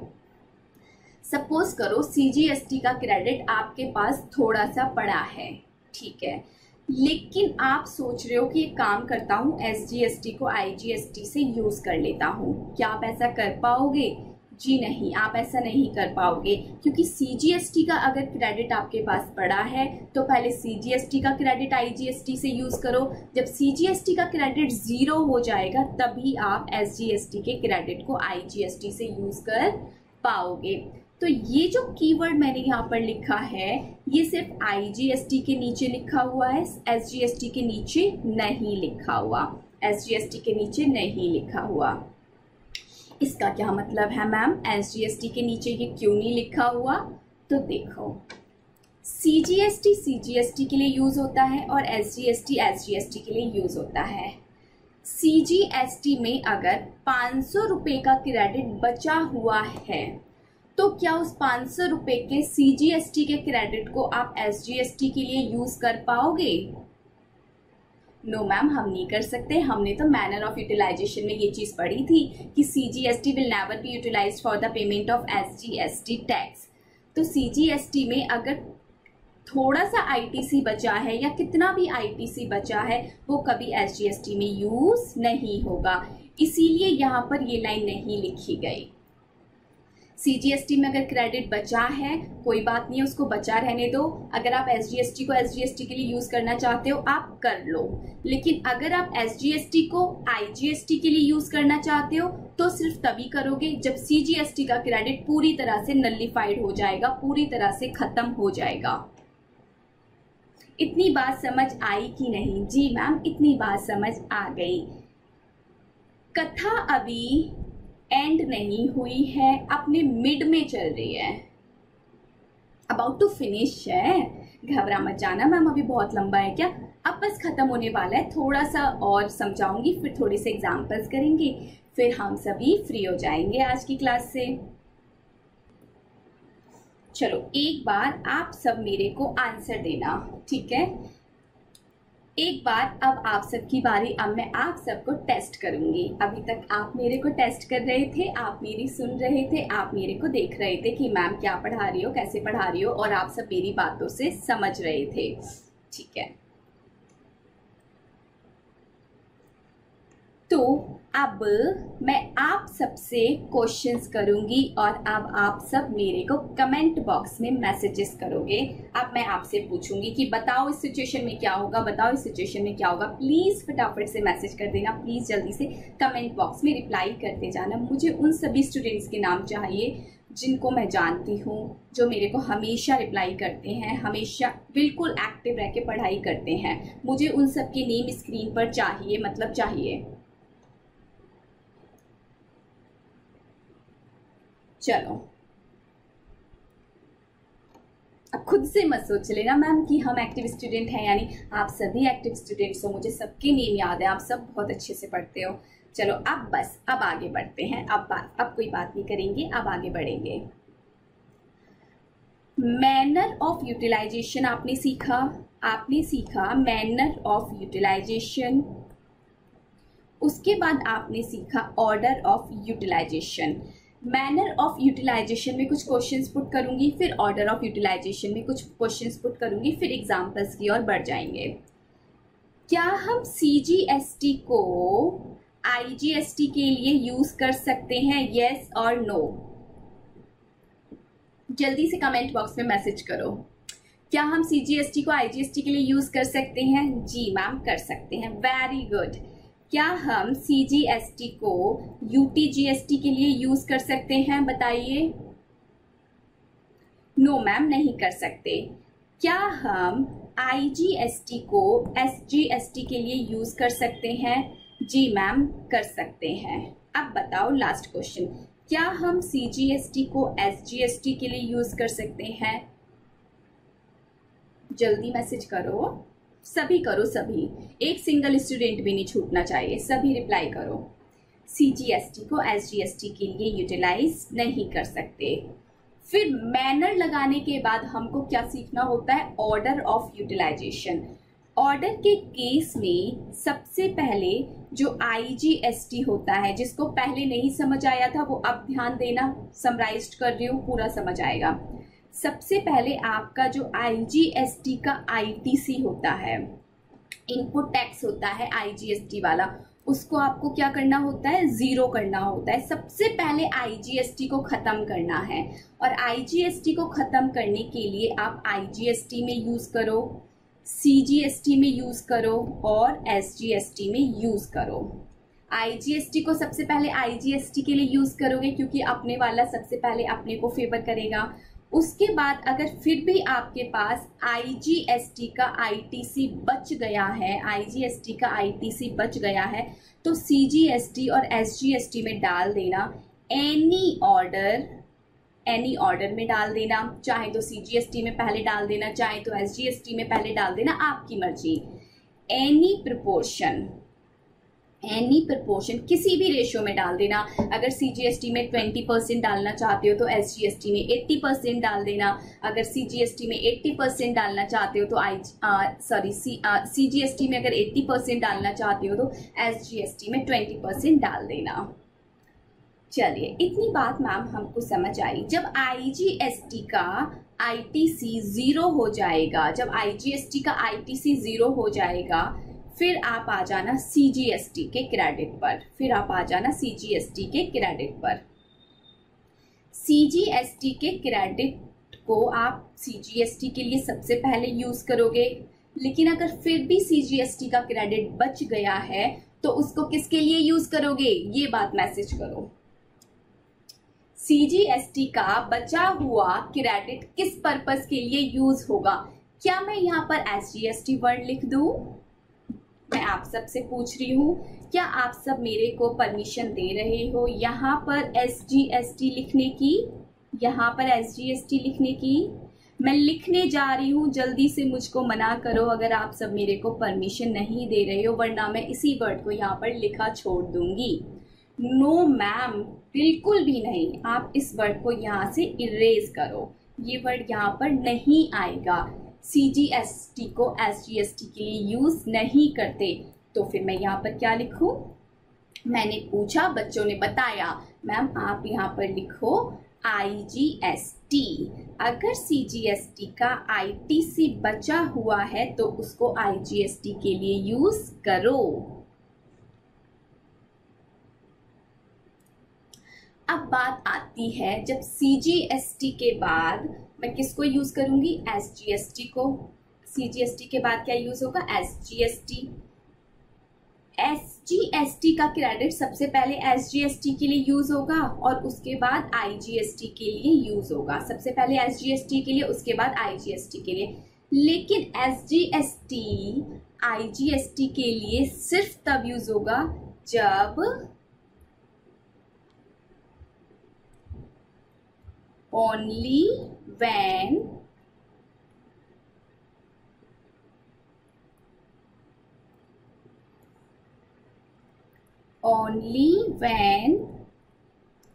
सीजीएसटी का जो आईटीसी है हैज बीन फुल्ली यूटिलाइज्ड। जब सीजीएसटी का आईटीसी जीरो हो गया होगा, यानी कि ये पूरा जब खत्म हो गया होगा, तभी आप एसजीएसटी को आईजीएसटी के लिए यूज कर सकते हो, अदरवाइज तो नहीं करोगे। तो ये था हमारा ऑर्डर ऑफ यूटिलाइजेशन, और इसी के साथ सभी एक बार प्यार से बोलेंगे जय माता दी। अब आ जाइए आप हैंड रिटन नोट्स पर। यहाँ पर ये चीज बहुत अच्छे से, बहुत ही ब्यूटीफुल मैनर में समझाई गई है, जैसे कि सभी सेक्शन समझाए जाते हैं। ऑर्डर ऑफ यूटिलाइजेशन, तो ये देखो इसको कैसे ड्राफ्ट किया है। आईटीसी है आपके पास, आईटीसी किसका है? आईजीएसटी का है। आईटीसी है सीजीएसटी का, आईटीसी है एसजीएसटी का और आईटीसी है यूटीजीएसटी का। अच्छा, एक चीज सुन लो, मैंने यूटीजीएसटी का आपको अलग से कोई ट्रीटमेंट नहीं बताया। मैंने बोला जो जो ट्रीटमेंट एसजीएसटी का होगा सेम वही वाला ट्रीटमेंट यूटीजीएसटी का होगा। यानी कि यूटीजीएसटी को हम सबसे पहले यूटीजीएसटी के लिए यूटिलाइज करेंगे, उसके बाद यूटीजीएसटी को हम आईजीएसटी के लिए यूटिलाइज करेंगे। लेकिन यूटीजीएसटी आईजीएसटी के लिए सिर्फ तभी यूटिलाइज होगा जब सीजीएसटी का credit has been fully utilised. बिल्कुल सेम बात है, कॉपी पेस्ट है, इसीलिए मैं उसको बार बार नहीं बोलूंगी। अब आप सबको पता होना चाहिए जो ट्रीटमेंट एसजीएसटी का है वही ट्रीटमेंट यूटीजीएसटी का भी है। आईटीसी आईजीएसटी का आपके पास अवेलेबल है। सबसे पहले आपको क्या यूज करना होता है? आईजीएसटी यूज करना होता है। किसके लिए यूज करना होता है? अपने वाला सबसे पहले अपने वाले के लिए होगा। तो फर्स्ट नंबर पर आप आईजीएसटी को आईजीएसटी के लिए यूज करोगे और सेकंड नंबर पर आईजीएसटी सीजीएसटी और एसजीएसटी के लिए यूज होगा। एनी ऑर्डर में होगा और एनी प्रोपोर्शन में होगा। फिर आप देखना क्या आईजीएसटी का क्रेडिट पूरा यूटिलाइज्ड हो चुका है। फिर आप सोचना थर्ड नंबर पर आके क्या आईजीएसटी का क्रेडिट पूरा यूटिलाइज हो चुका है। अगर पूरा यूटिलाइज्ड हो चुका होगा तो फिर आप सीजीएसटी के क्रेडिट को यूज करना फिफ्थ नंबर पर, सीजीएसटी के क्रेडिट को फिर आप यूज करना सीजीएसटी के लिए। उसके बाद आप सीजीएसटी के क्रेडिट को यूज करना आईजीएसटी के लिए। सीजीएसटी कभी भी यूटीजीएसटी और एसजीएसटी के लिए यूज नहीं होगा। ये देखो रैंकिंग किस तरह से दी है, एक बार रैंकिंग समझ लो। ये मैंने फर्स्ट सेकंड थर्ड किस तरह से लिखा हुआ है क्योंकि वो इंपॉर्टेंट है। वो एक बार माइंड में फिक्स हो गया तो फिर आप कभी गलती नहीं करोगे। आईजीएसटी सबसे पहले फर्स्ट नंबर पर आईजीएसटी के लिए यूज करो। सेकंड नंबर पर आईजीएसटी को सीजीएसटी और एसजीएसटी में यूज करो, एनी ऑर्डर में और एनी प्रोपोर्शन में। थर्ड नंबर पर आके आप सोचो क्या आईजीएसटी का क्रेडिट पूरा यूटिलाइज हो गया है। हाँ, अगर पूरा यूटिलाइज हो गया है तो फिर फोर्थ नंबर पर आपको सीजीएसटी को सीजीएसटी के लिए यूटिलाइज करना होता है। लेकिन अगर फिर भी सीजीएसटी का क्रेडिट बचा हुआ है तो फिफ्थ नंबर पर सीजीएसटी का क्रेडिट आईजीएसटी के लिए यूज होगा। लेकिन सीजीएसटी का क्रेडिट कभी भी एसजीएसटी के लिए यूज नहीं होगा, इसलिए यहाँ पर क्रॉस लगा दिया। फिर बात आती है एसजीएसटी की। तो सिक्स्थ नंबर पर आप एसजीएसटी के क्रेडिट को एसजीएसटी के लिए यूज करो। उसके बाद अगर आपका सीजीएसटी खत्म हो चुका होगा, सीजीएसटी अगर आपका खत्म हो चुका होगा तो आप सेवंथ नंबर पर आके एसजीएसटी के क्रेडिट को आईजीएसटी के लिए यूज करोगे। ओनली व्हेन, यहां पर भी लिख देती हूँ, only when CGST credit has been fully utilised.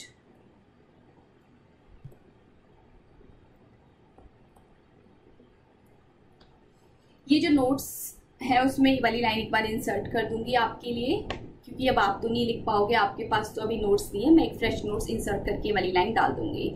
तो आपको समझ आया कि कैसे आपको यूटिलाइजेशन करना है, कैसे ये समरी आपको पढ़नी है। एक ही समरी में आपको सब कुछ डिटेल में बता दिया गया है, बहुत छोटे से स्पेस में, ताकि ये फ्लो चार्ट माइंड में बैठ जाए। अगर ये फ्लो चार्ट माइंड में बैठ गया तो फिर आप नहीं भूलोगे। टेबल अगर समझ आ गई तो कभी गलती नहीं होगी। आईजीएसटी सबसे पहले, जल्दी से कमेंट बॉक्स में, सबसे पहले आईजीएसटी के लिए यूज होगा, फिर आईजीएसटी सीजीएसटी और एसजीएसटी के लिए यूज होगा, एनी ऑर्डर में होगा, एनी प्रोपोर्शन में होगा। जब आईजीएसटी पूरा 0 हो चुका है तो हम जाएंगे सीजीएसटी पे, फिर सीजीएसटी सीजीएसटी के लिए यूज होगा, फिर सीजीएसटी आईजीएसटी के लिए यूज होगा, उसके बाद एसजीएसटी एसजीएसटी के लिए यूज होगा और एसजीएसटी आईजीएसटी के लिए भी यूज होगा, लेकिन सिर्फ तब जब सीजीएसटी का क्रेडिट पूरी तरह से 0 हो चुका है। सेम ट्रीटमेंट यूटीजीएसटी का है। यूटीजीएसटी के लिए यूज होगा, यूटीजीएसटी आईजीएसटी के लिए सिर्फ तब यूज होगा जब सीजीएसटी का क्रेडिट पूरा का पूरा यूज हो चुका है, ओनली व्हेन।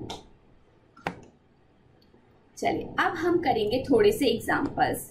अब जो पढ़ा है उसको लगाना भी तो सीखेंगे, क्योंकि थ्योरेटिकल पढ़ना बहुत इजी होता है, एक बार प्रैक्टिकल जब लगाना सीख जाओगे तो फिर मेरे को बहुत सुकून मिलेगा कि हाँ अब मेरे स्टूडेंट्स ये काम कर सकते हैं। मेरे को रिलैक्स फील होता है बेसिकली जब मैं पूरा प्रॉपर वे में विद इलिस्ट्रेशन आपको करा देती हूँ। तो चलिए स्टार्ट करते हैं एग्जाम्पल्स। जिन बच्चों ने मेरी स्टार्टिंग की बेस बिल्डिंग की क्लास की थी उन बच्चों को मैंने ये सारे एग्जाम्पल्स कराए थे। Even manner of utilisation, order of utilisation वहाँ भी सिखाया था। बट अभी बिल्कुल मैंने बिगनिंग से कराया, क्योंकि अब चैप्टर ही हम ITC का पढ़ रहे हैं और काफ़ी सारे स्टूडेंट्स ने बेस बिल्डिंग की क्लासेस नहीं की, बीच में से बैच ज्वाइन किया था। तो वो स्टूडेंट्स प्लीज़ बिल्कुल भी टेंशन मत लेना कि कुछ छूट गया है या फिर नहीं पढ़ा था। आपके लिए मैंने बिल्कुल स्टार्टिंग से पढ़ाया है। जो बच्चे एग्जाम्पल्स कर चुके हैं वो प्लीज़ एक बार एग्जाम्पल आज फिर से कर लेना, क्योंकि पूरा ही चैप्टर उसी के बेसिस पर है आगे, तो वो चीज़ आनी चाहिए। काफ़ी पहले क्या था, होप आई थिंक आप भूल गए होंगे। चलिए एग्जाम्पल नंबर 1, बिल्कुल स्टार्टिंग से सारे एग्जाम्पल्स कराऊंगी जितने भी वहां कराए थे। ट्रांजैक्शन हुई है इंटर, नोट्स में सब एग्जाम्पल आपको टेलीग्राम चैनल पर डाल दूंगी, अभी कोई नोट मत करना, कोई नोट मत करो, बस सुनो सुनो एंड सुनो। मैम ये भी कोई बोलने वाली बात थी, हम तो वैसे ही नोट नहीं कर रहे थे। हम तो खुद को मैम प्रेशर देते ही नहीं है, जितना कम होता है ना उतना ही देते हैं। जब लगता है कि हाँ ये चीज़ नोट्स में भी नहीं है, कहीं नहीं है, तब हम सोचते हैं कि लिख लेना चाहिए। हम खुद प्रेशर नहीं देते, आप हमारी टेंशन मत लिया करो। ऐसा है क्या? चलो, ट्रांजैक्शन हुई है इंटर एंड इंटर, मतलब कि ये जो टैक्सेबल पर्सन है, ये जो टैक्सेबल पर्सन है, जब इन्होंने गुड्स परचेज किया तब उस पर क्या लगा होगा, IGST लगा था। जब ये गुड्स को सेल कर रहे हैं तब भी क्या लग रहा है, IGST लग रहा है। इंटर के केस में IGST लगेगा, वो कैसे, मान लो ये रहते हैं हरियाणा में, इन्होंने जो परचेज की थी यूपी से की थी और जो ये सेल कर रहे हैं ये पंजाब में कर रहे हैं। तो इस सिचुएशन में क्या लगेगा, इस सिचुएशन में भी लगेगा IGST, और इस सिचुएशन में भी क्या लगेगा, इस सिचुएशन में भी लगेगा IGST। और एक बार प्यार से बोलेंगे जय माता दी। गुड्स की वैल्यू ले लो, गुड्स की वैल्यू है 10,000 नहीं 1 लाख रुपए गुड्स की वैल्यू ले लो, इस पर IGST आप लगाओ 18% से, तो वैल्यू कितनी आ जाएगी, 18,000 रुपये। टोटल वैल्यू कितनी आ गई, 1,18,000 रुपये। ये वो हो गया, ये एक इनवॉइस बना दिया मैंने, ये वो हो गया जो आपने परचेज के टाइम पर पे किया था। आपने परचेज के टाइम पर कितने रुपए का टैक्स पे किया था, आपने परचेज के टाइम पर 18,000 रुपए का IGST पे किया था। तो ये परचेज के टाइम के टैक्स का आपको क्या मिल जाएगा, इन फ्यूचर में इनपुट टैक्स क्रेडिट मिल जाएगा, मतलब कि ITC मिल जाएगा। ठीक है, अब आपने क्या किया, आउटवर्ड सप्लाई जब आपने की गुड्स की, तो उनकी वैल्यू थी मान लो 1,50,000 रुपये, उसमें आपने IGST और लगाया @18% से, तो वैल्यू आ गई 27,000 रुपीज़। कैलकुलेशन मेरे पास लिखी हुई है, मैं वहीं से देख के लिख रही हूँ, फालतू का टाइम वेस्ट नहीं करूँगी कैलकुलेशन में। तो ये टोटल कितना आ गया, 1,77,000 रुपीज़। ठीक है, ये था इसका इनपुट टैक्स, ये है आउटपुट टैक्स। क्या ये पूरा का पूरा आउटपुट टैक्स 27,000 रुपये ले जाके गवर्नमेंट को दे दे? ये नहीं देगा, ये बोलेगा मैं तो गवर्नमेंट को ऑलरेडी 18,000 रुपये दे चुका हूँ, तो वो 18,000 रुपये पहले माइनस करूंगा, फिर जो बचेगा वो ही दूंगा, सिर्फ उतना ही दूंगा। तो ये क्या करेगा, आउटपुट टैक्स कितने का है यहाँ पर लिख देती हूँ, आउटपुट टैक्स है 27,000 रुपीज का।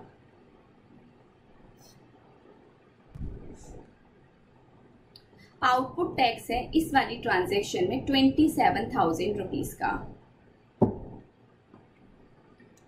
इसमें से ये जो आउटपुट टैक्स था ये किसका था, IGST का था। ठीक है, अब आप मुझे बताओ, सबसे पहले लगाना होता है मैनर ऑफ यूटिलाइजेशन, उसके बाद लगाना होता है order of utilisation.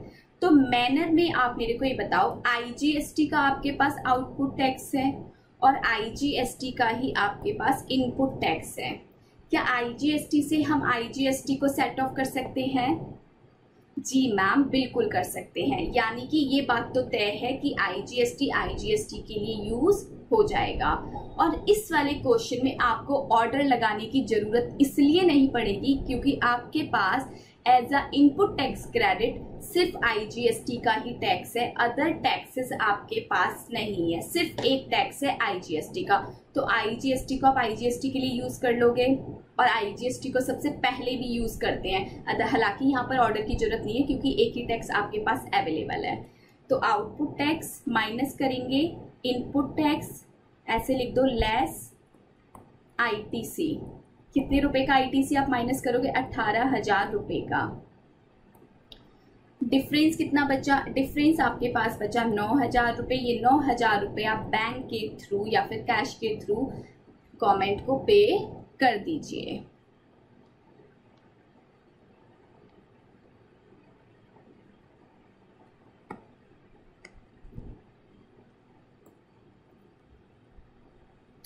Example number 2, ये एक टैक्सेबल पर्सन है। इन्होंने ट्रांजैक्शन में जो गुड्स परचेज किए वो एक इंट्रा ट्रांजैक्शन थी। ये जब गुड्स को सेल कर रहे हैं तो वो भी एक इंट्रा ट्रांजैक्शन है, वो भी एक इंट्रा ट्रांजैक्शन है। मैम ऐसे कैसे?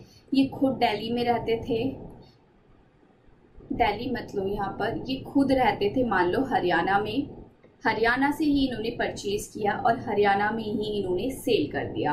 तो ये एक इंट्रा ट्रांजैक्शन हुई। इंट्रा ट्रांजैक्शन पे जल्दी से मैसेज करो कौन सा टैक्स लगता है। मैम हरियाणा एक स्टेट है और इंट्रा ट्रांजैक्शन पर टैक्स लगता है सीजीएसटी वाला एंड एसजीएसटी वाला। सिमिलरली इंट्रा ट्रांजैक्शन यहाँ भी है तो यहाँ भी वही टैक्स लगेगा, सीजीएसटी एंड एसजीएसटी का टैक्स लगेगा। चलो, गुड्स की वैल्यू है मान लो 1,00,000 रुपए, ठीक है। अब इसके ऊपर आप टैक्स लगाओ, सीजीएसटी लगेगा @9%, फिर लगेगा एसजीएसटी @9%। तो कितना कितने का लगेगा? 9,000 रुपए का, और ये भी लग जाएगा 9,000 रुपए का। वैल्यू आ जाएगी यहाँ से, आप वैल्यू कितनी आ जाएगी? आपकी वैल्यू आ जाएगी 1,18,000 रुपए की आपकी वैल्यू आ जाएगी। फिर जब आपने ये वाले गुड्स आगे जाके सोल्ड किए तो वैल्यू मान लो 1,50,000 रुपए में आपने गुड्स सोल्ड किए, तो सीजीएसटी आपने लगाया @9%, एसजीएसटी भी आपने लगाया @9%। वैल्यू कितनी आ गई? 13,500, और वैल्यू कितनी आ गई? 13,500। टोटल वैल्यू आ गई 1,77,000।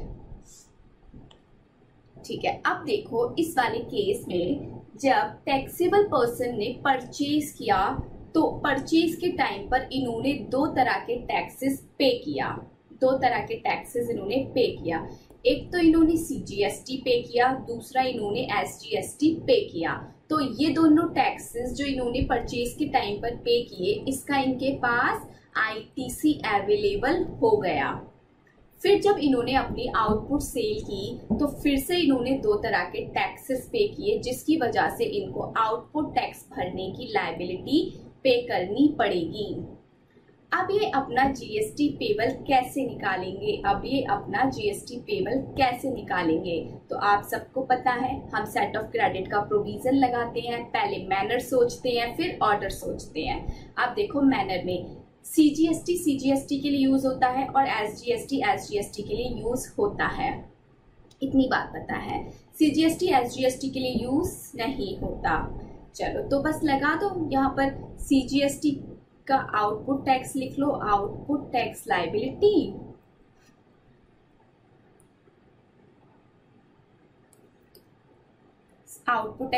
सीजीएसटी और एसजीएसटी। सीजीएसटी कितने का है? 13,500 का है और एसजीएसटी भी है 13,500 का। इसमें से लेस करो आईटीसी, सीजीएसटी वाले में से सीजीएसटी लेस करो, एसजीएसटी वाले में से एसजीएसटी लेस करो। बैलेंस कितना बचा? 4500 रुपये। 4500 रुपये आप सीजीएसटी में सेंट्रल गवर्नमेंट को पे कर दोगे और बाकी का ये वाला 4500 रुपये आप एसजीएसटी के अंदर स्टेट गवर्नमेंट को पे कर दोगे बाय कैश और बाय बैंक।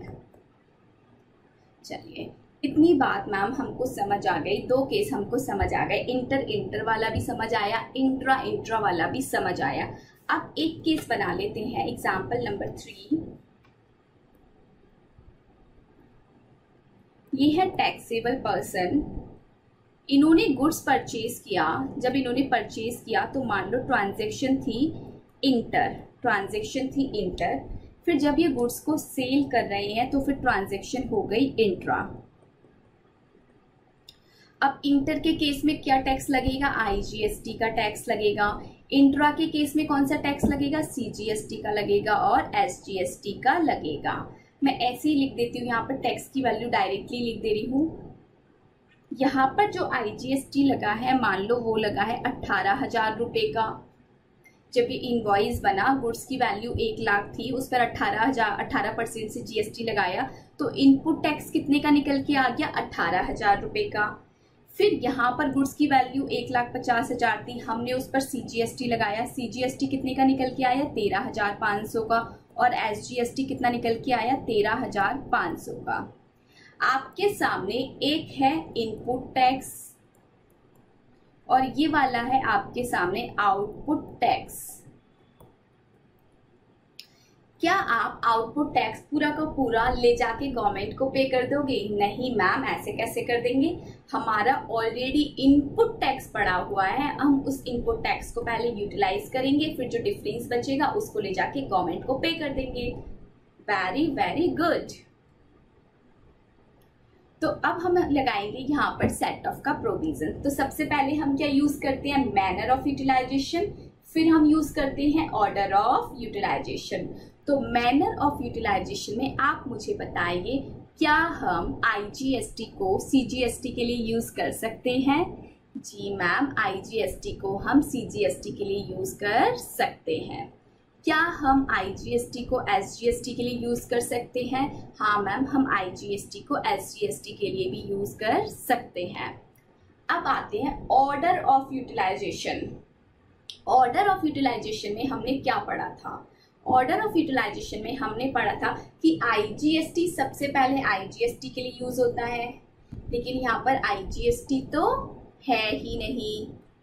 फिर हमने क्या पढ़ा था, आईजीएसटी उसके बाद सीजीएसटी और एसजीएसटी में यूज होता है any manner any order, any order any proportion. आप चाहो तो इस वाले आईजीएसटी को पहले सीजीएसटी में यूज करो, आप चाहो तो एसजीएसटी में यूज करो, आप चाहो तो दोनों में इक्वल इक्वल यूज करो। ठीक है, तो मैं यहाँ पर एक ऑल्टरनेटिव अपने पास से ले लेती हूँ। आउटपुट टैक्स सीजीएसटी का और एसजीएसटी का मेरे पास है 13,500 रुपये और है 13,500 रुपये। इसमें से लेस करूंगी आईजीएसटी। मैं मान लो पूरा का पूरा सीजीएसटी पहले खत्म कर दे रही हूँ, मैं नहीं डाल रही दोनों में इक्वल इक्वल, मैं कोई रेशियो नहीं लगा रही, मैं तो सीधे से 13,500 रुपये पूरा का पूरा यहाँ पर डाल रही हूँ सीजीएसटी में। उसके बाद मेरे पास कितना आईजीएसटी बचा, कितना आईजीएसटी बचा? आईजीएसटी टोटल कितने का था, 18,000 रुपये का। 18,000 में से 13,500 मैंने यूटिलाइज कर लिया, अब बचा 4,500 का। ठीक है, तो अब डिफरेंस निकाल लो। यहाँ पर तो डिफरेंस कितना हो गया, यहाँ पर डिफरेंस हो गया नील और यहाँ पर डिफरेंस आ गया 9,000। इसका मतलब सीजीएसटी में आपको एक भी रुपया गवर्नमेंट को देने की जरूरत नहीं है, लेकिन एसजीएसटी के केस में आपको 9,000 रुपये गवर्नमेंट को बाय कैश और बाय बैंक भरना पड़ेगा। इतनी बात सबको समझ आई या नहीं? इस तरह से बहुत सारे ऑल्टरनेटिव केसेस बन जाएंगे। 3 मैंने बना दिए हैं, 3 और बन जाएंगे, 3 और बन जाएंगे। हालांकि वो मैं यहाँ नहीं बनवा रही अब, क्योंकि सबको सेम है, ऐसे ही प्रोसीजर लगेगा। आपको मैंने प्रोसीजर लगाना सिखा दिया कि कैसे मैनर ऑफ यूटिलाइजेशन होगा, कैसे ऑर्डर ऑफ यूटिलाइजेशन लगेगा। इसी तरह से वो केसेस भी आगे बन जाएंगे। नोट्स में जो एग्जांपल मैं आपको दूंगी उनमें वो केसेस सॉल्व हो रखे हैं, आप उनको रीड आउट कर लेना। यहाँ पर अननेसेसरीली अब टाइम वेस्ट नहीं करेंगे इससे ज़्यादा। 2 मेरे को अच्छे एग्जाम्पल कराने हैं, 2 नहीं 3 एग्जाम्पल मैं आपको कराऊंगी जो कि बहुत अच्छे लेवल के एग्जाम्पल हैं। वो तीनों एग्जाम्पल स्टडी मटेरियल्स में भी हैं। तो सबसे पहले आज की क्लास में आप यहीं तक रुक जाओ, पहले इतना रिवाइज करो। ये जो मैंने 3 केसेस बनाए हैं, इन 3 केसेस को आप अच्छे से रीड आउट करो, समझो कैसे हमने ऑर्डर लगाया, कैसे हमने मैनर लगाया। कुछ बच्चे बोल रहे हैं कि मैम तीनों केस जो बचे हैं वो भी लगे हाथ बना ही दो ना। हमारी टेंशन खत्म हो जाएगी, वरना हमको टेंशन रहेगी, अरे क्या पढ़ना है, नोट्स में से कैसे पढ़ना है। चलो मैं उन बच्चों की बात को सुन रही हूँ, उन बच्चों की बात को सुन के मैं बाकी के 3 एग्जाम्पल और फ्रेम कर देती हूँ। ठीक है, 3 हो गए हैं, 3 केसेस और बचे हैं, वो भी मैं अभी यहाँ पर फ्रेम कर देती हूँ, 5-10 मिनट और लगेगा। उसके बाद आप ये सब रिवाइज करना। उसके बाद कल जो हमारी क्लास होगी उस वाली क्लास में हम 3 बहुत अच्छे क्वेश्चंस करेंगे, उसमें आपका बेस स्ट्रांग होना बहुत जरूरी है। तो please please please I am requesting to all, please आप ये सब रिवाइज करके ही नेक्स्ट क्लास अटेंड कीजिएगा। चलो नेक्स्ट केस बनाते हैं। यहाँ पर इंटर इंटर हो गया, इंट्रा इंट्रा हो गया, और हमारा कौन सा केस हो गया था, और हो गया था मैम इंट्रा और इंटर और इंट्रा हो गया था, इंटर और इंट्रा हो गया था। तो फिर बचा क्या,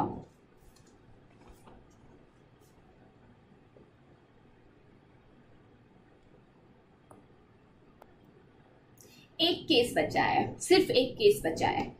4 केसेस बनते हैं। देखो इंटर इंटर हमने कर लिया,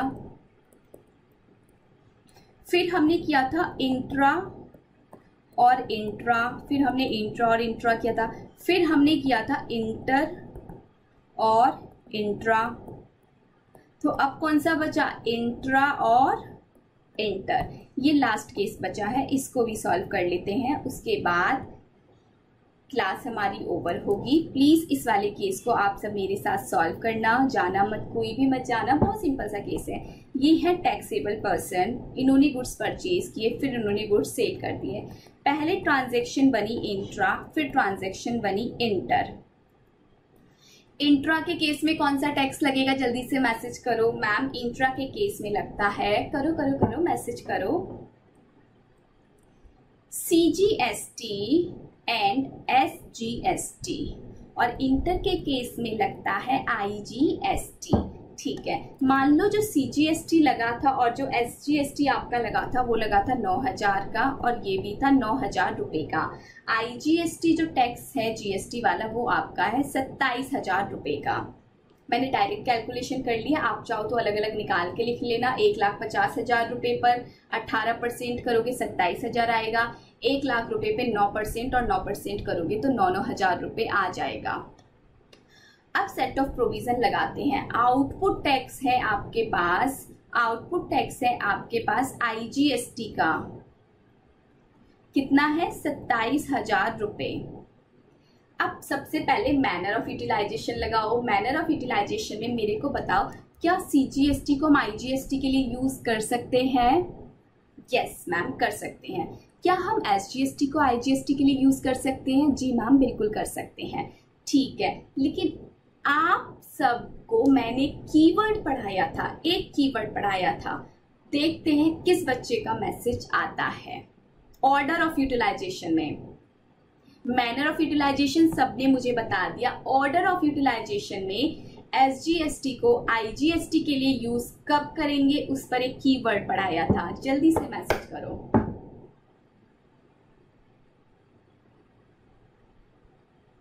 मैम SGST को IGST के लिए तब यूज करेंगे जब CGST का क्रेडिट पूरा का पूरा खत्म हो जाएगा। तो इसका मतलब सबसे पहले आप CGST को यूज करोगे, CGST को पूरा यूज कर लिया, अब CGST का क्रेडिट पूरा खत्म हो गया, तो अब आप SGST के क्रेडिट को भी माइनस कर सकते हो। SGST के क्रेडिट को भी आप माइनस कर सकते हो क्योंकि CGST का क्रेडिट पूरा खत्म हो चुका है। तो अब बताओ बैलेंस कितना बच के आएगा? बैलेंस बच के आएगा 9,000 रुपए।